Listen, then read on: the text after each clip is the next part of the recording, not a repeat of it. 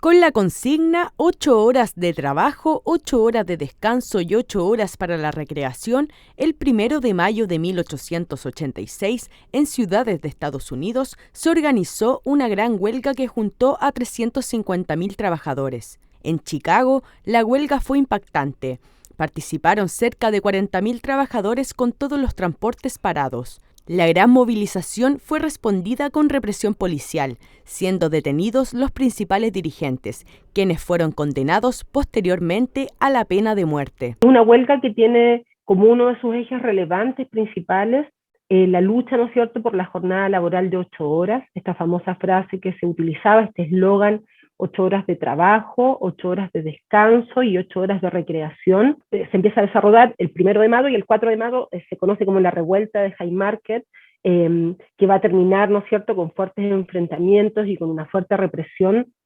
sobre todo en la ciudad de Chicago, ¿no es cierto?, de parte de las policías, y a partir de eso, ¿no es cierto?, también van a ser encarcelados, además de esta disolución muy violenta de la huelga, de la manifestación, van a ser encarceladas, ¿no es cierto?, muchas personas, entre ellas, ¿no es cierto?, los que se conocen como los mártires de Chicago, a los que después se les hace un juicio y se los condena a muerte. La gran huelga en ciudades de Estados Unidos impactó a nivel mundial, más aún considerando el contexto de crisis social en distintos países, donde las reivindicaciones de la clase trabajadora tomaban fuerza y articulación. Ahora, si pensamos en el contexto, claramente estamos hablando, ¿no?, por un lado, lo que en América Latina se conoce mucho como la cuestión social, ¿no? Básicamente estamos hablando de este contexto de industrialización, ¿no es cierto?, donde el capitalismo está cada vez más, ¿no es cierto?, imponiéndose a nivel internacional y mundial, y es una época efectivamente de una explotación laboral muy fuerte, donde en muchos casos no hay salario mínimo, ¿no es cierto?, no hay regulación de la jornada laboral, las jornadas son 10, 12, 14 horas, donde se habla en Inglaterra, por ejemplo, de las camas calientes, ¿no? Un trabajador va a su turno de trabajo, vuelve, se va a dormir y el que está durmiendo se levanta para ir a trabajar y vuelve, ¿no? Este sistema como rotativo, donde tenemos además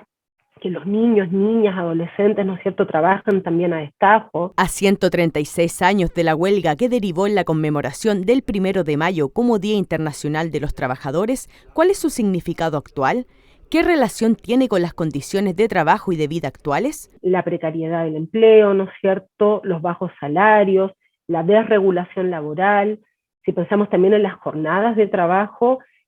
uno de los grandes debates y discusiones, no solamente en Chile, sino también en muchos países, tiene que ver con jornadas de trabajo que son muy grandes, ¿no? Hay trabajadores que siguen trabajando hoy jornadas de 12 horas, por ejemplo. O tenemos, ¿no es cierto?, una gran precariedad y autoexplotación, no sé, las y los trabajadores de, no sé, Uber, Didi, de todas estas plataformas que muchas veces también trabajan 12 o 14 o 16 horas en un trabajo autoexplotado para poder hacerse un sueldo más o menos digno para vivir. Entonces, todo el debate respecto de las 40 horas, ¿no es cierto?, la rebaja de la jornada laboral, etcétera, sigue siendo una demanda súper importante. En palabras de la historiadora y docente universitaria, la actual legislación laboral que rige en Chile tiene muchas falencias que perjudican las condiciones laborales y de vida de los trabajadores, por lo que hay muchos cambios pendientes en materia de salarios, derechos y jornada laboral. Desde los años 70 hasta hoy tenemos toda una política que de la mano del capitalismo neoliberal, ¿no es cierto?, ha avanzado mucho en conquistas. Solamente para pensar en Chile, lo que significó, por ejemplo, en dictadura el Plan Laboral Piñera, ¿no es cierto?, que implica, no sé, un modelo totalmente desregulado y precarizado, ¿no es cierto?, el ataque a los sindicatos, que implica, ¿no es cierto?, esto que tenemos hoy, que son la existencia de múltiples sindicatos por empresa para dividir a las fuerzas de la clase trabajadora, donde la huelga, ¿no es cierto?, se regula y se legisla de tal manera que termina siendo súper difícil para las y los trabajadores llevarla adelante. Entonces creo que igual hoy existe un gran desafío también para repensar, ¿no es cierto?, las relaciones laborales y sobre todo tratar de pensar